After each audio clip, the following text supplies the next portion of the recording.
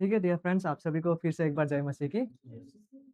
हम लोग एक साथ मत्ती रचित सुसमाचार अध्याय 5 को स्टडी कर रहे थे इस धारावाहिक में। एंड देन मत्ती रचित सुसमाचार अध्याय 5 को स्टडी करते हुए वचन 1 से लेकर आज हम वचन 9 में आ पहुँचे हैं। और वचन 9 को ऑलरेडी हम लास्ट टाइम भी देखना आरंभ कर चुके थे और वचन 9 में से कुछ-कुछ महत्वपूर्ण विषयों को हमने लास्ट टाइम देखे थे। और मत्ती रचित सुसमाचार अध्याय 5 वचन 9 में जिस महत्वपूर्ण सच्चाई को हम देख पाते हैं, वो यह है कि ब्लेसेड आर द पीसमेकर्स, धन्य है वे जो मेल कराने वाले हैं, धन्य যাহারা মিলন করিয়ে দেয়। तो आइए इस वचन को पढ़ते हैं।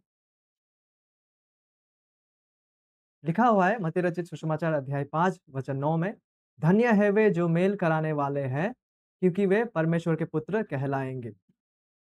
एंड देन हम लोग इस वर्स को जो है हिस्सों में डिवाइड किए थे, यानी ब्रेक डाउन किए थे ताकि हम और बेटर तरीके से शब्दों को और लाइन को समझ सकें। और उस तरह से जब हम लोगों ने इस वचन को अंश में विभाजित किए थे, तो वो कुछ इस प्रकार से हमने किए थे। सबसे पहले हम आइए हिंदी में ही देख लेते हैं। बांग्ला में यह है और ये हिंदी में है। तो ये पहला महत्वपूर्ण सच्चाई जिसे हम देख पाते हैं वो यह है धन्य शब्द। और इस धन्य शब्द का मतलब क्या है? ये पहला महत्वपूर्ण विषय जिसे हम इस वचन में देख पाते हैं, धन्य। धन्य मतलब ट्रूली प्रसन्न जो व्यक्ति है, जो ट्रूली हैप्पी व्यक्ति है। और इस आनंद को, इस प्रसन्नता को, इस धन्यता को परमेश्वर ने इस व्यक्ति को प्रदान किया है। और चाहे पृथ्वी में परिस्थिति जैसा भी हो क्यों ना, अच्छा, बुरा, अनुकूल या हमारे अनुसार हो या ना हो, बावजूद इसके वो सर्कमस्टेंसेस, वो परिस्थिति इस व्यक्ति का धन्यता या इस आनंदमय स्थिति को प्रभावित नहीं करता, क्योंकि परमेश्वर ने इस प्रकार से इस व्यक्ति को उपकार को दिया है। इसीलिए इर्रेस्पेक्टिव ऑफ जो भी सर्कमस्टेंस क्यों ना हो, ये व्यक्ति फिर भी धन्य है, क्योंकि परमेश्वर ने इस व्यक्ति को धन्य ठहराया है, इस प्रकार से उपकार को दिया है। तो वो व्यक्ति कौन लोग हैं? आप जब मत्ती 5 से शुरू पढ़ना शुरू करेंगे, हम देख पाते हैं, धन्य है वे जो मन के दीन हैं, जो शोक करते हैं, जो नम्र है, जो धार्मिकता के भूखे और प्यासे हैं, जो दयालु है या दयाशील है। उस उन व्यक्तियों को बताते हुए, यानी कि जो सच में विश्वासी है, उनको संबोधित करते हुए प्रभु यीशु मसीह इन बातों को कह रहे हैं। धन्य है वे जिसके मन शुद्ध है। तो उनके जीवन में जो धन्यता है, जो प्रसन्नता है, जो हैप्पीनेस है, ट्रूली हैप्पी जो स्टेट है, वो पृथ्वी के सर्कमस्टेंसेस से बदलता नहीं, क्योंकि परमेश्वर ने उन्हें इस सच्चा आनंद को प्रदान किया है। और वही वे लोग हैं, धन्य है वे आज जिस गुण के बारे में हम देख रहे हैं, जिन विशेषता के बारे में, उन व्यक्तियों के बारे में, वो क्या है? धन्य है वे जो मेल कराने वाले हैं। तो ये हम लोगों का महत्वपूर्ण केंद्र बिंदु था, मेन फोकस था, धन्य है वे जो मेल कराने वाले हैं। और इस मेल कराने वाले के बारे में हम लास्ट टाइम हम लोगों ने 4 महत्वपूर्ण बातों को पॉइंट आउट किए थे। 4 महत्वपूर्ण बातों को जस्ट हमने देखे थे कि इसमें से क्या-क्या हो सकता है। सबसे पहले महत्वपूर्ण बात ये है कि मेल कराने वाले का अर्थ क्या है? पहला महत्वपूर्ण विषय जिसे हम यहाँ में से देख सकते हैं, वो यह है कि मेल कराने वाले का अर्थ क्या है? या मेल या फिर पीस, उसका अर्थ क्या है? उसे हमने लास्ट टाइम देखे थे। और आज हम मेल कराने का जो वास्तविकता है, शांति या पीस का जो वास्तविकता है, उसका विपरीत क्या है वो चीज़ जो इस मेल को रोक सकता है? क्या है मेल का शत्रु? क्या है मेल कराने वाले का शत्रु? क्या है वो जो शांति को रोकता है? शांति का शत्रु, उसके बारे में आज हम देखेंगे, ये दूसरा विषय। और यहाँ से हम और भी काफ़ी महत्वपूर्ण विषयों को देख पाते हैं, जैसे कि इस मेल का, इस शांति का जो मेल कराने वाला है, वो कौन है? कौन है इसका संदेशवाहक? कौन है वो व्यक्ति या कौन है इसका मैसेंजर? कौन है इसका दूत? यानी कौन है जो मेल कराता है? जिस प्रकार से प्रभु यीशु मसीह यहाँ कह रहा है। उस बारे में हम यहाँ देख पाते हैं। साथ ही साथ हम यहाँ पे ये भी देख पाते हैं कि इस प्रकार का मेल को बनाने वाला या प्रदान करने वाला, क्रिएटर, मेकर जिसे कहते हैं, वो कौन है? तो तीसरा और चौथा महत्वपूर्ण विषय में हम लोग नेक्स्ट टाइम देखेंगे, सीक्वेंस में। आज हम शत्रु के बारे में देखेंगे, यानी मेल कराने वाले का या मेल का, शांति का जो है, शांति स्थापित करने जब हम जा रहे हैं या शांति जब हमारे जीवन में आ रहे हैं, तो उसे क्या चीज़ रोक सकता है? क्या है वो जो उसका शत्रु है? यानी वो जो उसको बाधा पहुँचाता है, हिंडर करता है, ओके? और आखिरकार हम इस वचन में इनाम को या पुरस्कार को देख पाते हैं, प्राइज़ को देख पाते हैं। और वो प्राइस क्या है कि इस प्रकार के धन्य लोग जो मेल कराते हैं, वे परमेश्वर के पुत्र कहलाएँगे। इस सच्चाई को भी हम आने वाले दिनों में प्रभु का इच्छा हुआ तो अवश्य देखना चाहेंगे। तो आज हम किस विषय को देखेंगे? पीस का शत्रु। क्या है वो जो मेल कराने को बाधा पहुँचाता है, ओके? बट इससे पहले कि हम मेल का शत्रु को देखें, क्यों ना एक बार मेल का या पीस का अर्थ को देख लेते हैं, okay? What is true peace? सच्चा अर्थ में सच्चा शांति क्या है? लास्ट टाइम भी हम लोगों ने ऑलरेडी इस सच्चाई को देख चुके थे। तो व्हाट पीस मीन्स देखिए, धन्य है वे जो मेल कराने वाले हैं। बट मेल कराने वाले व्यक्ति बनने के लिए ज़रूरी ये भी है कि हमें मेल का अर्थ पता होना है, कि क्या है वो पीस, तभी चलकर हम पीस मेकर बन सकते हैं। तो इसीलिए पीस क्या है? सच्चा पीस क्या है? तो लास्ट टाइम हमने ऑलरेडी देख चुके हैं कि कई बार हमें लगता है कि सच्चा शांति क्या है? युद्ध का विराम होना, कहीं पे जब युद्ध जो हो रहा है, वो युद्ध का रुक जाना ही शांति है और कहीं अगर झगड़ा-विवाद हो रहा है, वो जब रुक जाता है वही शांति है। अवश्य ये बातें मौजूद हो सकते हैं, बट वो शांति का मूल जड़ नहीं है। तो शांति का मूल जड़ क्या है? शांति जो है, वो जस्ट कुछ युद्ध रुकने से कहीं अधिक है, ओके? और वो क्या है? प्रभु यीशु मसीह जिस शांति के बारे में यहाँ बात कर रहा है, वो युद्ध का रुक जाना, झगड़ा का रुक जाने से कहीं अधिक है, कहीं बड़ा वास्तविकता के बारे में वो बात कर रहे हैं। और वो क्या है? वो है सच्चाई का मौजूद होना और धार्मिकता का मौजूद होना। सच्चाई और धार्मिकता का मौजूद होना। इन तमाम बातों को हमने लास्ट टाइम ऑलरेडी काफ़ी विस्तार से देख चुके हैं कि कैसे धार्मिकता और सच्चाई शांति का साथ मौजूद होता है। क्योंकि 2 लोग जिनमें धार्मिकता अनुपस्थित है, जिनमें पवित्रता अनुपस्थित थे, वो लोग भी एक प्रकार से युद्ध को रोक सकते हैं। लेकिन बावजूद इसके कि वो लोगों ने युद्ध को रोके हैं, फिर भी उनके मन में एक-दूसरे के प्रति नफ़रत होगा। भले वो प्रकट नहीं हो रहा है, लेकिन ऐसा भी हो सकता है कि इसी स्थिति में अगर बना रहा तो वो नफ़रत बढ़-बढ़ के एक दिन और आज अगर सिर्फ़ मशीन गन यूज़ करता है तो आगे चलकर वो लॉन्चर यूज़ कर सकते हैं। तो कहने का तात्पर्य ये है कि केवल युद्ध का रुक जाना शांति का मुख्य मतलब केंद्रीय चिन्ह नहीं है। लेकिन शांति का मुख्य सच्चाई जिसके बारे में प्रभु यीशु मसीह यहाँ बात कर रहा है, वो यह है कि शांति जहाँ मौजूद होता है, वहाँ पे सच्चाई और धार्मिकता। धार्मिकता मतलब वो आचरण जो बाइबल के अनुसार है। बाइबल के शिक्षा के अनुरूप जब हम चलते हैं, बाइबल के मानक के अनुसार, वो धार्मिकता है, पवित्र जीवन। वो मौजूद होता है और सच्चाई मौजूद होता है, तब चलकर वहाँ पे शांति मौजूद होता है। ओके?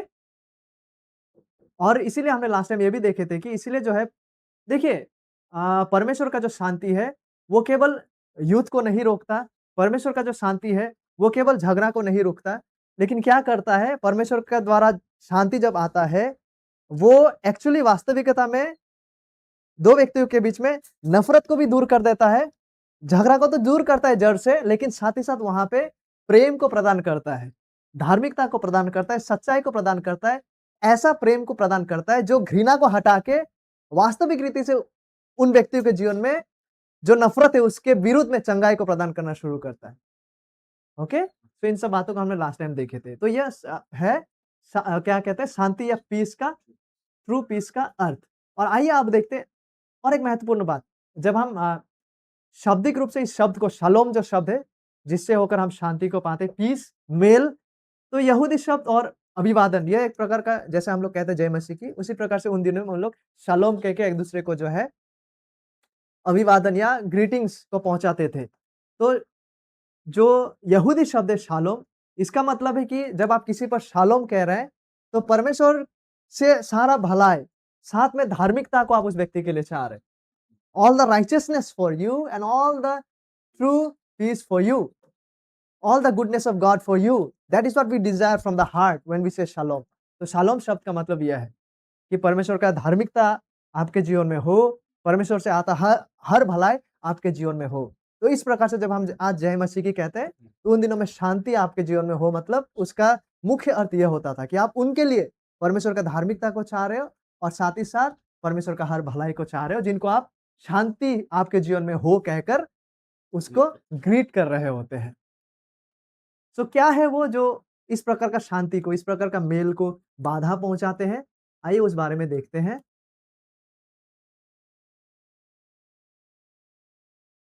What hinders piece?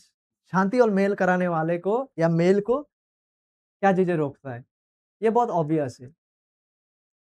ये स्पष्ट है कि वो पाप है, वास्तविक रीति से वो पाप है जो मेल को रोकता है। वो पाप है जो शांति को रोके रखता है। और ये पाप 2 प्रकार से प्रकट हो सकता है, ईदर सिन ऑफ इग्नोरिंग और अबैंडनिंग ट्रुथ, मतलब सत्य को, परमेश्वर का वचन का सत्य को रिजेक्ट करने या अनदेखा करने का पाप, या फिर अधार्मिकता में जीवन जीने का पाप। ओके? यह पाप वो है जो शांति को, जो मेल हो सकता है ना, उसको रोके रखता है। क्या रोकता है? पाप। और वो पाप किस प्रकार से प्रकट होता है? परमेश्वर का वचन को अनदेखा करने का पाप, या परमेश्वर का वचन को तिरस्कार करने का पाप, और साथ ही साथ अधार्मिकता में, यानी परमेश्वर का वचन का विपरीत में जीवन जीने का पाप। यह वो पाप है जो शांति और मेल को बाधा पहुंचाता है, या शांति का शत्रु यह है। जैसे कि हमने देखे कि शांति वो है, क्या है? वो सच्चाई और धार्मिकता का फल है। सच्चाई और धार्मिकता जब मौजूद होता है एक साथ, तो वहां पे शांति मौजूद होता है। देयरफॉर जब सच्चाई मौजूद नहीं होता है, जब धार्मिकता मौजूद नहीं होता है, जब सच्चाई को रिजेक्ट किया जाता है, धार्मिकता के जगह अधार्मिक रीति से जीवन जिया जाता है, तो वहां पे शांति नहीं, अशांति मौजूद होगा। तो फिर ओके, देयरफॉर इसीलिए जो है, in order to bring forth peace, शांति को स्थापित करने के लिए, या आपस में शांति को बनाए रखने के लिए, या शांति को लाने के लिए, इस पाप के साथ डील किया जाना है। इस पाप के साथ जो है सामना करना है, इस पाप का, इस पाप से निपटना है। अधार्मिक जीवन जीने का पाप और परमेश्वर का वचन को नकारने का पाप। शांति अगर हमें लाना है, सच्चा शांति, सच्चा मेल, तो हमें इस पाप से सामना करना है, इस पाप के साथ डील करना है। क्योंकि the great enemy of peace, शांति का जो सबसे बड़ा शत्रु है, वो पाप है। वो पाप है। क्योंकि पाप ही वो है जिसने मनुष्य को परमेश्वर से अलग किया था, और मनुष्य और परमेश्वर के बीच में शत्रुता और शांति नहीं, अशांति को स्थापित किया था। पाप ही वो है। जब आदम हवा पाप करते हैं परमेश्वर के विरुद्ध, तब चलकर उनके पाप के वजह से मानव जाति परमेश्वर से अलग होते, पाप के कारण। पहले जो शांति था, जो परमेश्वर दिन का ठंडे समय में उनके साथ आके सहभागिता करता था, आनंदमय परिस्थिति में, हार्मोनियस परिस्थिति में, एकता के परिस्थिति में, वो एकता अब क्या हो जाता है? पाप के कारण टूट जाता है। और उस क्षण से लेकर पाप ही वो है जो हर अशांति भरा स्थिति में मौजूद होता है। पाप ही वो है जो शांति के विरुद्ध में शत्रुता बनाए हुए है। And man's lack of harmony with God, और मनुष्य का, क्योंकि परमेश्वर के साथ शांति में ना होना, जब मनुष्य और परमेश्वर के बीच में अगर सही संबंध नहीं है, वो शांति अगर स्थापित नहीं हुआ है, वो एकता अगर नहीं है, इसके परिणाम स्वरूप क्या होता है? ना ही केवल मनुष्य और परमेश्वर के बीच में संबंध नहीं होता है और शांति नहीं है, बल्कि इसका प्रभाव ये भी होता है कि मनुष्य का आपस का बीच में भी शांति मौजूद नहीं होता है। जब किसी मनुष्य का परमेश्वर के साथ सच्चा शांति मौजूद नहीं होता है, परिणाम स्वरूप ये केवल इस तरह से नहीं, ये संबंध इस तरह से भी फैल जाता है।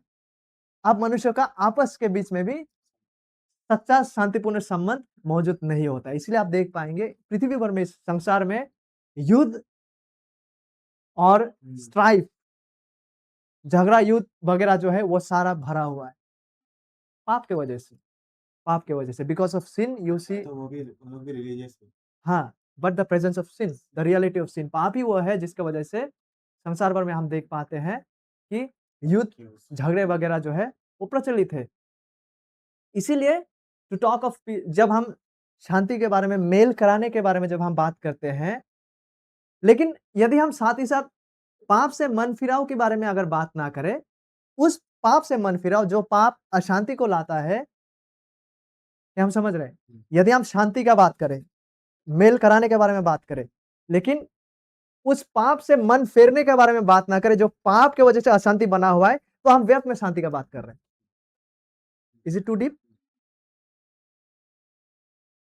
गहरा है? गहरा है? बात तो गहरा है, लेकिन समझ गए। ओके।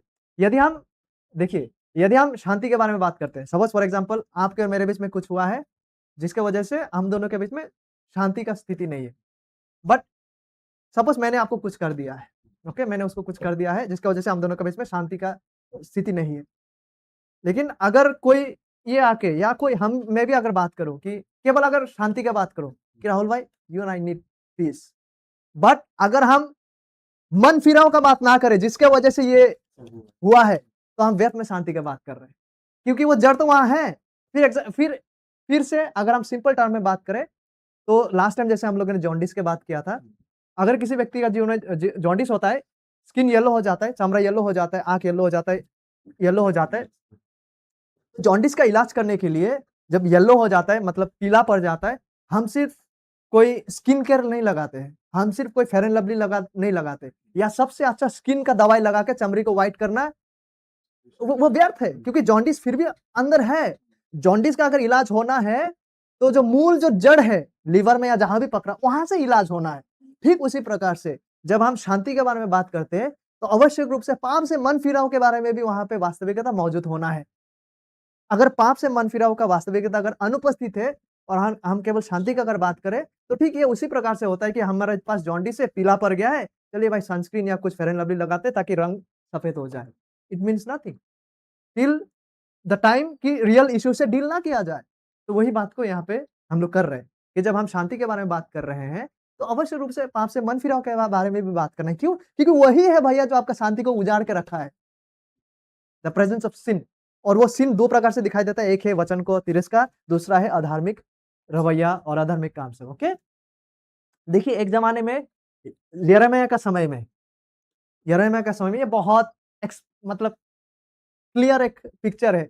यदि कभी टाइम मिले तो पढ़िएगा कि कितना मतलब हम देख पाते हैं, बहुत मतलब जैसे हम आजकल सीरियल्स में देखते हैं ना, बहुत सारा ड्रामेटिक सीन्स वगैरह होता है, उसी प्रकार से बहुत ड्रामेटिक पिक्चोरियल सिनेमैटिक सीन्स वहाँ हो रहा होता है। किस प्रकार से हो रहा है? वहाँ इज़राइल का जो करप्ट मतलब दूषित जो लीडर्स लोग था, वो लोग इज़राइल में आके पूरा घोषणा कर रहा था लोगों के सामने। पता है क्या घोषणा कर रहा था? शांति, शांति, शांति। Shalom, shalom, peace, peace. जहाँ की वास्तविकता में शांति मौजूद नहीं था। वो लोगों को झूठा एक प्रत्याशा दे रहा था। वास्तविकता ये था, इसका हिस्टोरिकल कॉन्टेक्स्ट ये था कि अभी जो उस समय का एक बहुत ही खतरनाक राजा था, बबीलोन का राजा, आपने सुना होगा उनका नाम, नबूकदनेस्सर था। वो नबूकदनेस्सर जो है, इस्राएलियों को बंदी बना के ले जा रहा था। बहुत क्रूर तरीके से जंजीर बाँधकर, मुँह में हुक जो है ना, लोहा का हुक बाँधकर, आप मतलब कल्पना नहीं कर सकते कि किस क्रूरता से उन दिनों में लोगों को दासत्व में, गुलामी में वो लोग पकड़ के ले जाया करता था। तो वैसा स्थिति था इज़राइल का उस समय में, और ऐसा परिस्थिति में इस सच्चाई को नज़रअंदाज करते हुए, और एक्चुअली इज़राइल का ऐसा दुर्दशा हुआ क्योंकि उन लोगों ने परमेश्वर को तिरस्कार किया था, और उन लोगों ने जो है परमेश्वर के विरुद्ध में जीवन यात्रा कर रहा था, और परमेश्वर कितने बार यिर्मयाह के द्वारा चेतावनी देने के बावजूद लोग हठीला था, नहीं सुना, जिसके परिणाम स्वरूप नबूकदनेस्सर आते हैं, और ये इस तरह से इज़राइल के साथ होता है। और उसी दौरान का बात ये है, जब वहाँ का झूठा ये नबी लोग नहीं है, लोगों का बीच में आके बोल रहा है शांति, शांति, शांति, बट वास्तव में वहाँ शांति मौजूद नहीं था। दे वर जस्ट फॉल्सली लोगों को पास आकर शांति का वो लोग घोषणा कर रहा था। देखिए इसलिए यिर्मयाह वहाँ कहते हैं, उन्होंने शांति है, शांति ऐसा कहकर मेरी प्रजा के घाव को ऊपर ही ऊपर चंगा किया।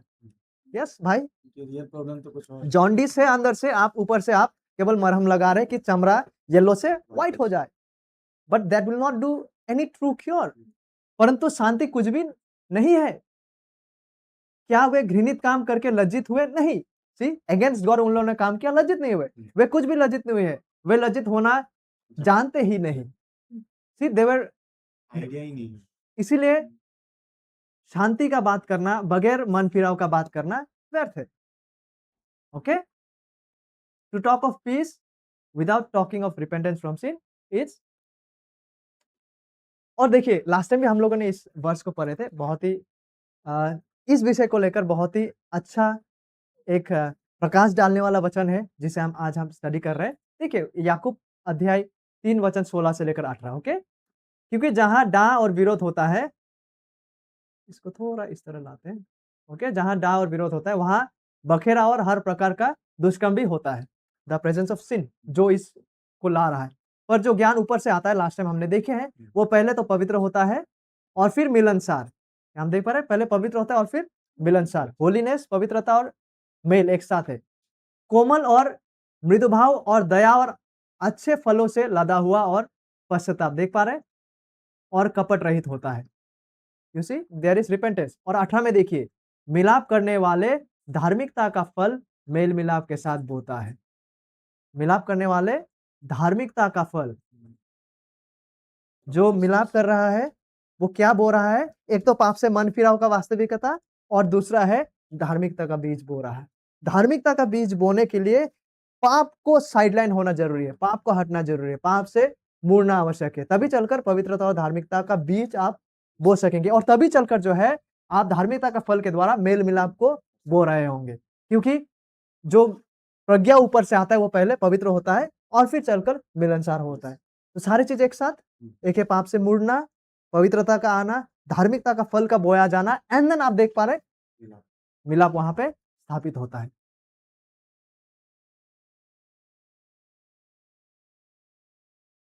आगे बढ़ते हुए अभी-अभी हमने देखे कि बाइबल कहता है, याकूब कहता है, परमेश्वर का वचन कहता है कि जो लोग मेल कराने वाले हैं, जो मिलनसार है या मेल कराएँगे, वे लोग धार्मिकता के द्वारा उस बीज को बोते हैं। जिसका मतलब ये है कि हम पाप का सामना करते हैं, पाप से हम डील करते हैं बिकॉज़ सच्चा जो शांति है, सच्चा जो शांति है, वो केवल तभी आ सकेगा जब हम पाप के साथ डील कर चुके होते हैं। सच्चा चंगाई जब मुझ में जॉन्डिस है तभी आएँगे जब सच में मेरा इलाज अंदर से उस जॉन्डिस जहाँ पे जड़ है, वो वहाँ पे इलाज जब पहुँच रहा होगा।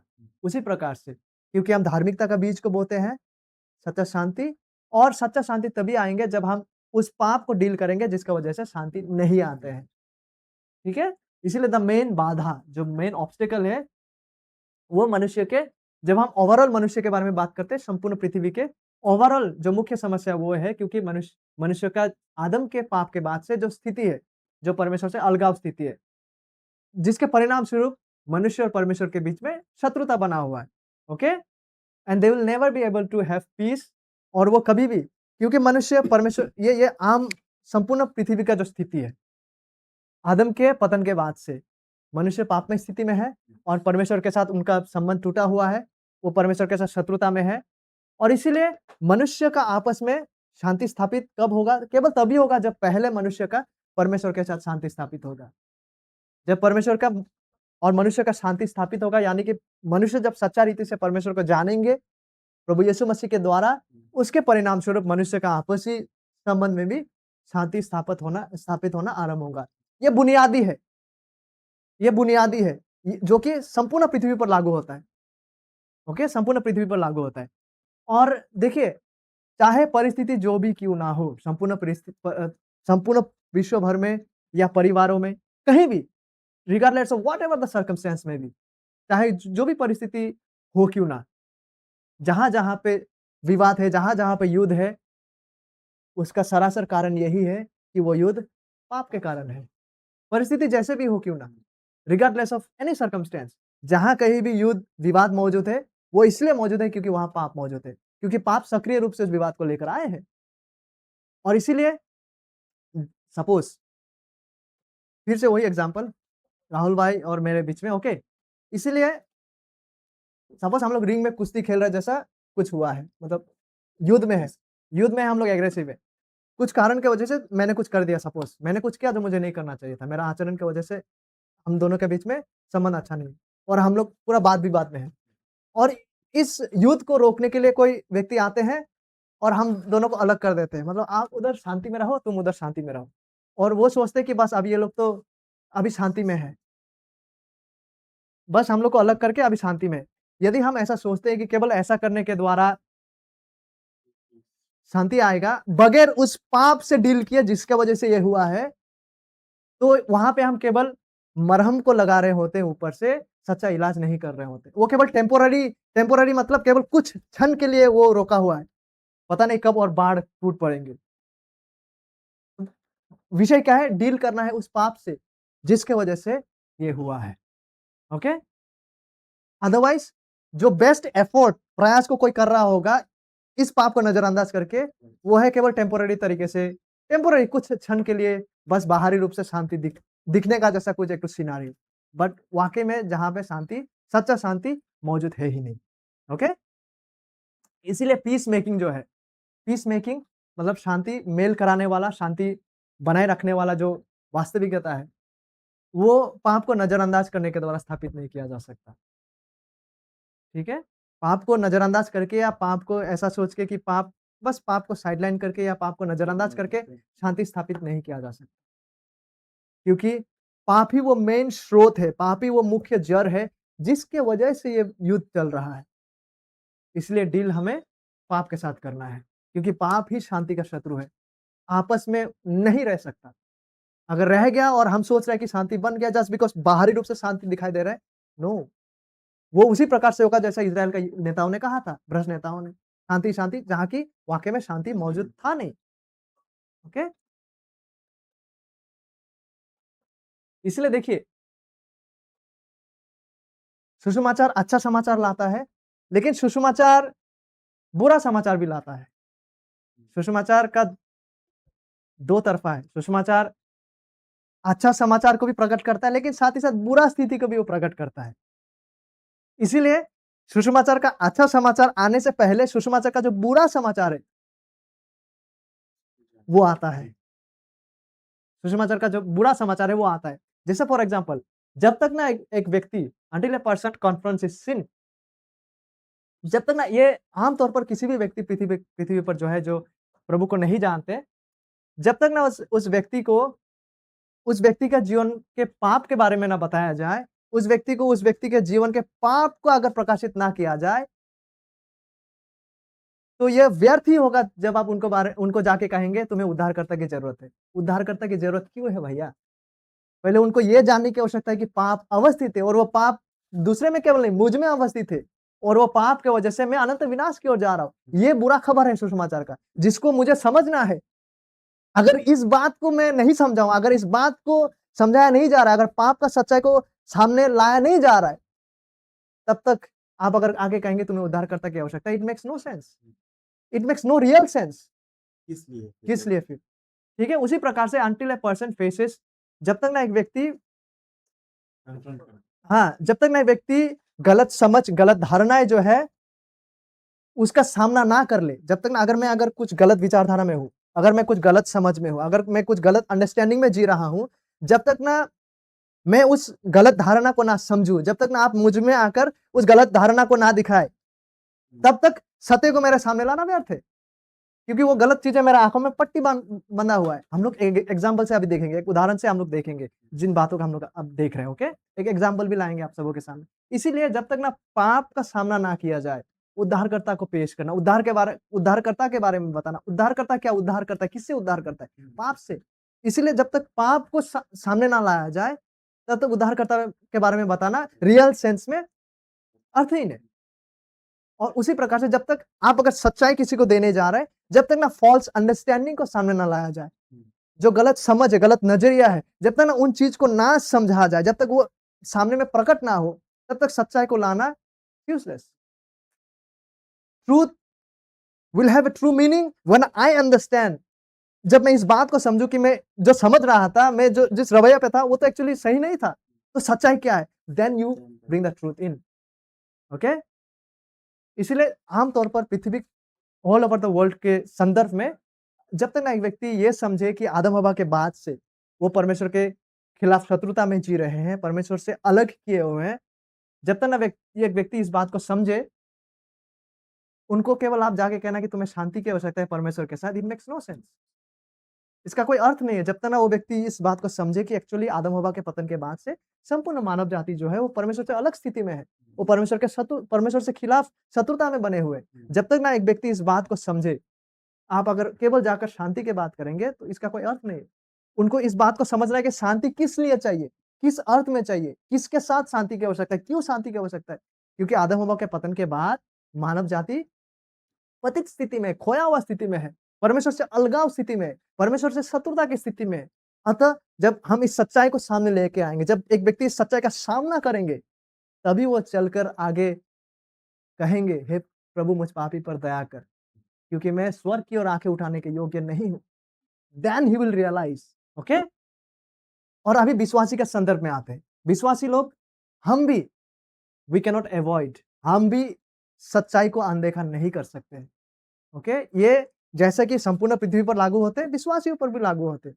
हम भी शांति स्थापित करने के जब प्रयास कर रहे हैं या शांति के लिए जब मेल करने वाले के रूप में जब हम जीवन जी रहे होते हैं, हम भी सच्चाई को अवॉइड नहीं कर सकते। सच्चाई को सामना हमें करना है, सच्चाई को सामना करने को हम अवॉइड नहीं कर सकते।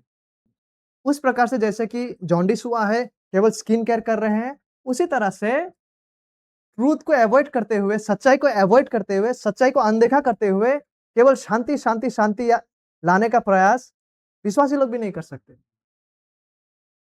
हमें करना भी नहीं चाहिए। क्योंकि हम सच्चाई को अवॉइड नहीं कर सकते और करना भी नहीं चाहिए।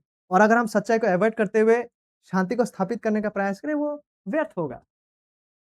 इसीलिए यदि कोई व्यक्ति अगर कोई सीरियस गंभीर त्रुटि में है, गंभीर गलतफ़हमी में अगर है, गंभीर मिसअंडरस्टैंडिंग में अगर है, गंभीर त्रुटि व भूल में अगर कोई व्यक्ति है, समझ में, परमेश्वर का वचन का समझ में हो या जीवन जीने का रवैया में, अगर कोई फ़ॉल्स एक अंडरस्टैंडिंग में अगर जी रहे हैं, ओके? परमेश्वर का वचन को लेकर फ़ॉल्स समझ, तो देखिए, अगर उस व्यक्ति में परमेश्वर का सच्चाई को लेकर अगर गलत समझ है, सच्चा समझ नहीं है, तो वो क्योंकि उस व्यक्ति में परमेश्वर का वचन को लेकर सच्चा समझ नहीं है, वो व्यक्ति सच्चा शांति में शांतिपूर्ण संबंध में नहीं जी सकेंगे। बिकॉज़ शांति सच्चाई के साथ आता है।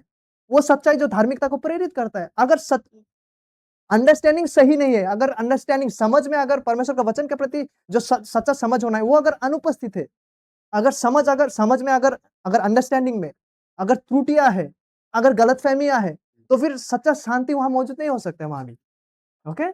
सच्चा शांतिपूर्ण संबंध में हम लोग नहीं रह सकते। अगर कुछ हुआ है और मुझ में अगर परमेश्वर का वचन को लेकर अगर समझ सटीक नहीं है, परमेश्वर का वचन को लेकर अगर राइट अंडरस्टैंडिंग नहीं है, तो वो भी शांतिपूर्ण स्थिति को उत्पन्न नहीं कर सकता। बिकॉज़ शांतिपूर्ण स्थिति के लिए ट्रू अंडरस्टैंडिंग परमेश्वर का वचन को लेकर, सच्चाई को लेकर सच्चा समझ का होना ज़रूरी है। क्योंकि शांति जो है, वो सच्चाई और धार्मिकता के बुनियाद पर आते हैं। प्रकार से जॉन्डिस अगर हुआ है, इलाज जहाँ का जॉन्डिस का जड़ है, वहाँ से होना है। उसी प्रकार से यदि मुझ में गलत समझ है, गलत अंडरस्टैंडिंग है परमेश्वर का वचन को लेकर, तो हम आपस में एक शांतिपूर्ण स्थिति में नहीं रह सकते। जब तक ना उस गलतफ़हमी और गलत समझ जो है, उसको दूर ना किया जाए। परमेश्वर का वचन को लेकर जो गलत समझ है, वो दूर होगा। परमेश्वर का वचन का सच्चाई प्रवेश करेंगे, उस प्रकाश में चलकर हम सच्चा शांति स्थापित कर पाएँगे। ओके? तो आइए आप उस उदाहरण को देखते हैं। हम सबों का जाना हुआ है। देखिए, प्रभु यीशु मसीह यूहन्ना रचित सुसमाचार वचन 4 में उस सामरिया महिला से मुलाकात करता है, ये हम सबों को पता है। लेकिन एक बात गौर करने वाला बात है कि यीशु मसीह कभी भी गलत समझ और गलत आचरण को कभी भी बढ़ावा नहीं दिया। यीशु मसीह बुरा से बुरा पापी लोगों के साथ वो दोस्ती किए हैं, लेकिन उनका पाप को, उनका अज्ञानता को, उनका गलत सोच और समझ को उन्होंने बढ़ावा नहीं दिया। उनका गलत आचरण को उन्होंने बढ़ावा नहीं दिया। वरन उन आचरण, उन गलत सोच, उन गलत समझ, गलत रवैया को प्रभु यीशु मसीह ने संबोधित किया। He addressed, he brought that thing to light, ताकि वो व्यक्ति समझ सके, एक्सेप्ट करवाओ। उसको समझ सके सच्चाई को। उसी सच्चाई को हम यहाँ देख पाते हैं। देखिए, यीशु मसीह निःसंदेह उन्होंने अपना दया को दिखाया इस सामरिया महिला के प्रति। उन्होंने अपना प्रेम को प्रकट किया, इसलिए वो वहाँ बात किए उनके साथ। एक प्रकार से कंपैशनेट उन्होंने हुए इस महिला के प्रति। अन्यथा कोई भी यहूदी जो शिक्षक है, वो इन लोगों के साथ उठता-बैठता तक नहीं। इन लोगों को जो है पशु के नज़र से देखता है, यहूदी लोग। पानी माँगना, पानी पूछना दूर की बात है। लेकिन प्रभु यीशु मसीह ने दया दिखाया, प्रेम दिखाया। इस औरत के साथ उन्होंने मुलाकात किए, बातचीत किए। लेकिन आप देख पाएँगे साथ ही साथ प्रभु यीशु मसीह ने इस औरत को एक बहुत ही महत्वपूर्ण बात सबसे पहले कहते हैं, उस औरत के जो अवैध संबंध था उसको लेकर। प्रभु यीशु मसीह ने उसको अनदेखा नहीं किया। इट्स ओके नहीं। हाँ, he did not ऐसा नहीं कि उन्होंने उसका सामना नहीं किया। उन्होंने उस सच्चाई को जो है, उसका अवैध संबंध को लेकर उस महिला के सामने लाया है। और उन्होंने कहा कि तुम्हारा जो 5 हस्बैंड्स है, उनमें से एक जिनके साथ तुम अभी जी रहे हो, वो भी तुम्हारा हस्बैंड नहीं। तुम्हारे हस्बैंड को बुला के लाओ। See, Jesus brought to light the sin that was in her life. Jesus showed love. यीशु मसीह ने प्रेम को दिखाया, लेकिन साथ ही साथ उन्होंने उस पाप को भी सामने लेकर आए। प्रभु यीशु मसीह कभी भी उसको नजरअंदाज करके या अनदेखा करके नहीं चला। प्रेम के साथ-साथ उन्होंने गलत जो आचरण है, पाप भरे आचरण और गलत सोच और समझ को भी प्रभु यीशु मसीह ने व्यक्तियों के सामने लेकर आए। साथ ही साथ प्रभु यीशु मसीह ने इस औरत का जो गलत समझ था, आराधना को लेकर, उसको भी लेकर प्रभु यीशु मसीह ने एड्रेस किया। उन्होंने कहा कि वुमेन हे स्त्री या नारी विश्वास करो कि एक समय ऐसा आ रहा है जब तुम No need for हाँ, माउंटेन में तुम उनका आराधना नहीं करोगे लेकिन पिता को सत्य और आत्मा में आराधना करोगे। तो इस औरत के जीवन में जो गलत समझ था, परमेश्वर और उनके आराधना के प्रति, परमेश्वर और उनके वचन के प्रति जो गलत समझ और गलत नज़रिया था, उसको भी प्रभु यीशु मसीह संबोधित करता है। दोनों ही चीज़ों को, किन-किन बातों को? गलत पापमय जीवन यात्रा को भी सामने लेकर आते हैं और साथ ही साथ गलत जो सोच और समझ है, ताकि सत्य प्रवेश कर सके, ताकि धार्मिक आचरण सामने आ सके, ताकि मन फिराव सामने आ सके। यू सी उस सच्चाई को हम यहाँ देख पाते हैं। ओके? जीसस लव यीशु मसीह का प्रेम इन 2 सच्चाइयों से इन 2 तरीके से प्रकट होते हैं। यीशु मसीह ने प्रेम किया, दया को दिखाया और साथ ही साथ इस प्रकार से यीशु मसीह ने प्रेम किया कि उन्होंने इस पाप को सामने लेकर आया, गलत आचरण को सामने लेकर आया और गलत जो सोच और समझ था परमेश्वर के वचन और आराधना के प्रति, उसको भी प्रभु यीशु मसीह ने करेक्ट करते हुए उसको सामने लेकर आया। तो दोनों ही बातों को हम यहाँ पे देख पाते हैं। ओके? ये सच है क्या कि प्रभु उस महिला से मिलने के लिए ही उस जगह पे गया था? लाइक कुछ-कुछ लोग क्लेम करते हैं ना वो चीज़ देखिए पर्टिकुलर टू हर। हम लोग अ, वचन को 2-3 तरीके से हम लोग देख सकते हैं। एक है कि प्रभु ने जो भी किया उनके योजना के अनुसार उन्होंने किया है and the other thing is जब किसी भी बात को हमें पुष्टि करना है, पुष्टि मतलब कन्फर्म करना है कि यही है, कि यही हुआ है, तो हमें उसके लिए बाइबल से क्लियर वचन को लेकर आना है, जो वचन आप जो बोल रहे हो, वो वचन के अनुसार ही सच्चा हो। हाँ, वो स्पष्ट हो, अदरवाइज़ हम कुछ भी इमेजिन कर सकते हैं। जैसे कि फॉर एग्ज़ाम्पल हम लोग एक बार एक ट्रेनिंग में गए थे देहरादून में हम लोग ट्रेनिंग में थे, तब हम लोग एक लीडरशिप ट्रेनिंग में हम लोग को वहाँ पे भेजा गया था। वहाँ पे हम लोग बाइबल स्टडी एक साथ कर रहे थे और ग्रुप-ग्रुप में हम लोग लगभग 80-90 100 के आस-पास हम लोग थे। कलकत्ता और भिन्न-भिन्न इंडिया से हम लोग गए थे। तो हम लोगों को ग्रुप बनाया गया बाइबल स्टडी वहाँ पे पूरा बाइबल स्टडी करना है। मतलब कितना बेहतर तरीके से आप बाइबल स्टडी कर सकते हैं, उसके लिए आपको सारा बुक्स वगैरह दिया गया है, आपको पद्धति समझाया गया। अभी आपको उसको पढ़ना है, स्टडी करना है, एक दूसरे के साथ डिस्कस करना है और आपने जो सीखा उसको लिखना है। एग्ज़ाम के जैसा भी हुआ वहाँ पे। तो उस समय में देखिए एक मेरा जो एक फ्रेंड था, हम लोगों को जो पैसेज मिला था स्टडी करने के लिए, वो पैसेज था जहाँ पे प्रभु यीशु मसीह उस क्या कहते हैं उसको फिग ट्री अंजीर का पेड़ को जो है प्रभु यीशु मसीह ने अभिशाप दिया था क्योंकि कोई फल नहीं था। तो मेरा एक दोस्त मज़ाक-मज़ाक में बोला है कि वो पेड़ में क्यों फल नहीं था? तो मज़ाक-मज़ाक में बोला है कि प्रभु यीशु मसीह आने से पहले वहाँ का बच्चा लोग सब फल तोड़ के ले गया। प्रभु यीशु मसीह आने से पहले सब फल तोड़ के वो बच्चा लोग ले गया। बट क्या ये बाइबल के अनुसार है? मतलब वो तो मज़ाक में बोला बट समझाने के लिए क्या ये बाइबल के अनुसार है? बाइबल में हम कहीं भी नहीं देख पाते। तो उसी प्रकार से वरन वो बाइबल में हम ये देख पाते हैं कि प्रभु यीशु मसीह उस अंजीर का पेड़ को एक उदाहरण की तरह इस्तेमाल कर रहा था, ताकि इज़राइल को समझाए कि किस प्रकार इज़राइल भी दूर से हरा-भरा और फलवंत दिखता है बट वाक़ई में वो है नहीं। लेकिन कहने का तात्पर्य ये है कि जब हम किसी भी वचन को व्याख्या करते हैं, उसके लिए बिब्लिकल समर्थन होना चाहिए और वो बातें जो आप कह रहे हैं, बाइबल से खंडन नहीं करना है। वो वो बाइबल के अनुरूप होना है, बाइबल के आधार पर वो बातें होना है। जैसे कि हम लोग जब आप स्टडी कर रहे हैं, हम लोग कह रहे हैं कि धार्मिकता और सत्य मौजूद होता है शांति में, तो उसको हम लोग क्लियरली याकूब में देख पाते हैं, भजन में देख पाते हैं, हम क्लियरली अभी भी हम लोगों ने पढ़े हैं। तो उसी प्रकार से जब आप उस महिला के बारे में बात कर रहे हैं, वहाँ में हम कॉन्टेक्स्ट में देख पाते हैं, ये बात सच है और केवल ये बात प्रभु यीशु मसीह के दिनों में नहीं, लेकिन उससे पहले भी, सृष्टि से पहले ही परमेश्वर ने इस योजना को बनाया था कि उद्धार केवल यहूदी तक नहीं, अन्य जाति तक भी पहुँचेगा। और ये सामरिया लोग यहूदी का प्योर यहूदी नहीं थे। तो उस प्रकार से हम देख सकते हैं कि प्रभु का इस योजना को भी हम देख पाते हैं कि प्रभु यीशु मसीह की वजह से उद्धार का वचन जो है, वो अन्य जातियों तक भी फैल रहे हैं। और अभी बात ये है कि अगर आप हम कहें कि केवल उसी महिला से मिलने के लिए गया था, किस कारण से मिलने के लिए गया था? अगर उसका हम बिब्लिकल प्रूफ देखने जाएँ तो हम यही देख पाते हैं कि उसको पानी का ज़रूरत था वहाँ पर, तो वो लोग पानी और खाना ढूँढते-ढूँढते वहाँ पे वो वेट कर रहा था। वही एविडेंस हम देख पाते हैं। इसके आगे हम क्लियरली ये नहीं देख पाते कि और क्या-क्या कारण हो सकते हैं।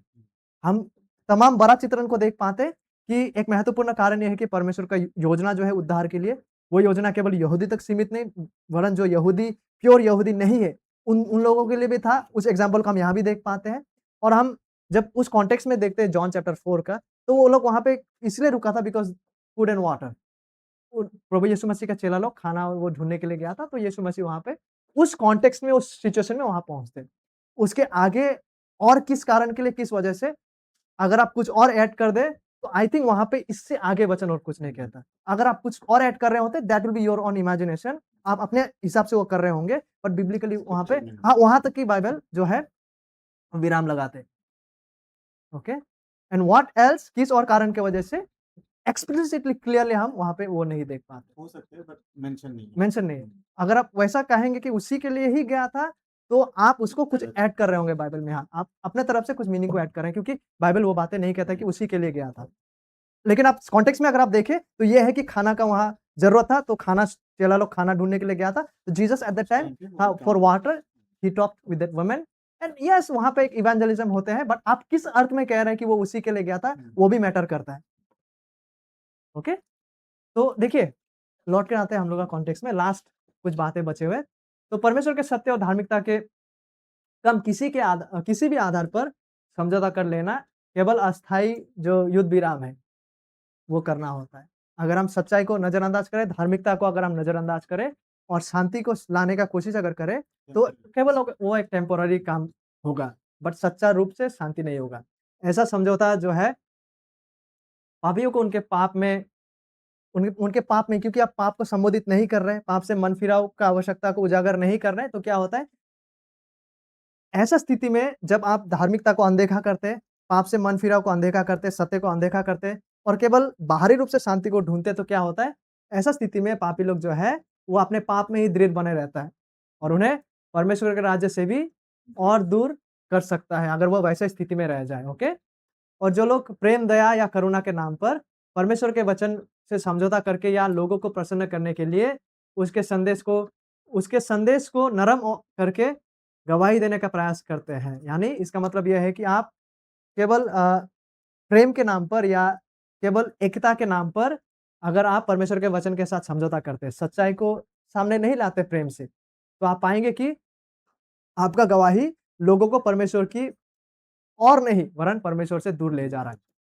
ज़रा सोचिए अगर यीशु मसीह वहाँ पर उस सामरी महिला से बात कर रहा है, लेकिन कभी भी पाप के बारे में बात ही नहीं किया, सच्चा आराधना के बारे में बात ही नहीं किया, तब वो महिला तो वैसे ही जिएँगे जैसा वो जी रहा था।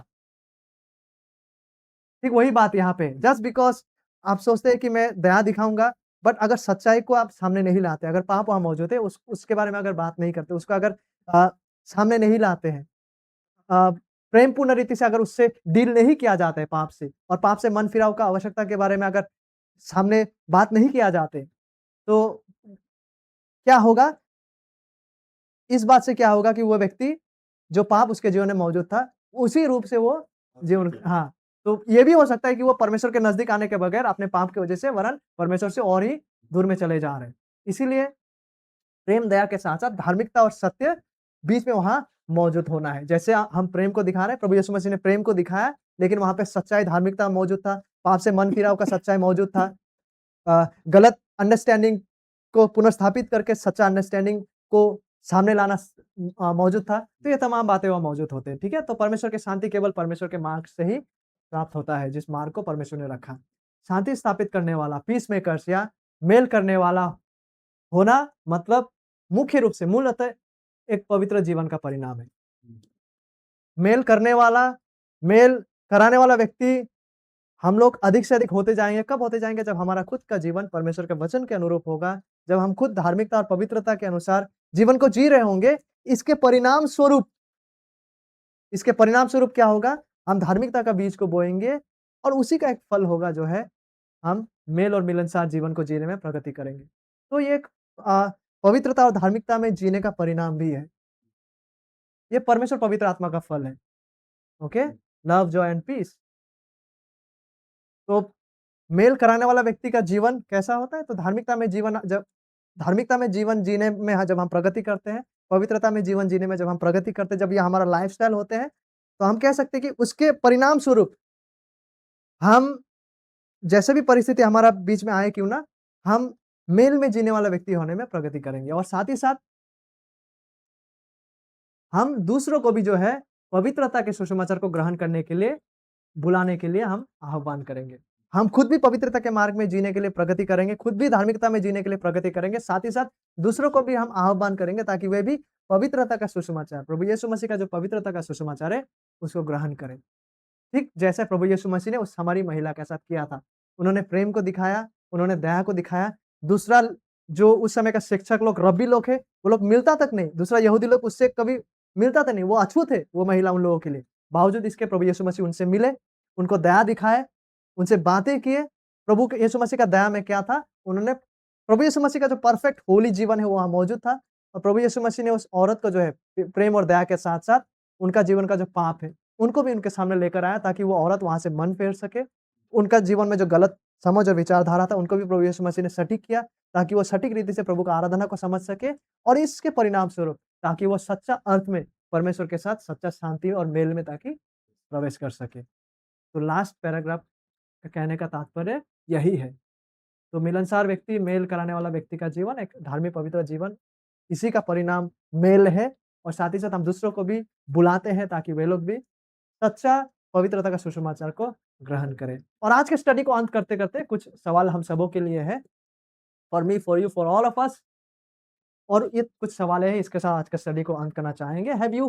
How have you sin decimate and destroy relationships? Okay, ये बहुत इंपॉर्टेंट है। हम लोगों ने धन्य है वे जो मेल कराने वाले हैं, उसके बारे में हम स्टडी कर रहे हैं। मेल कराने वाले का मीनिंग को हमने देखे। मेल कराने वाले का सच्चा अर्थ वो है जहाँ पे ये शांति जो है, वो धार्मिकता और सत्य के द्वारा स्थापित होते हैं। और आज हम इस मेल का, इस पीस का जो शत्रु है, जो इसको बाधा पहुँचाता है, उसके बारे में देख रहे हैं और वो क्या है? पाप है। पाप ही है जो शांति को बाधा पहुँचाता है। पाप ही वो मुख्य जड़ है जो अशांति लेकर आता है, जो शांति को बाधा पहुँचाता है। पाप ही वो जड़ है जो शांति का शत्रु है। इस इन सच्चाई को देखने के बाद जो सवाल आज हम खुद से पूछ सकते हैं वो ये है कि क्या हमने भी हमारे जीवनों में देखे हैं कि किस प्रकार से ये पाप जो है वो संबंधों को तोड़ता है? क्या हमने भी हमारे जीवनों में इस सच्चाई को देखे हैं ना कि किस प्रकार से पाप जो है वो संबंधों के बीच में दरार लेकर आता है। परिवारों में जो है ये पाप जो है परिवारों में तनाव लेकर आता है।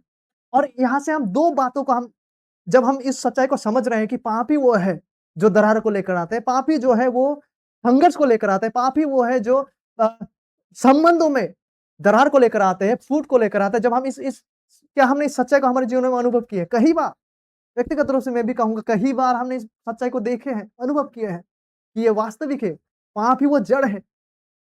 और इसके बाद जो 2 सवाल आते हैं वो ये है कि जब हमारे जीवन में ऐसा होता है, क्या वो कहीं मेरा आचरण से तो नहीं हो रहा है? क्या उसका जड़ कहीं मुझ में तो छुपा हुआ नहीं है?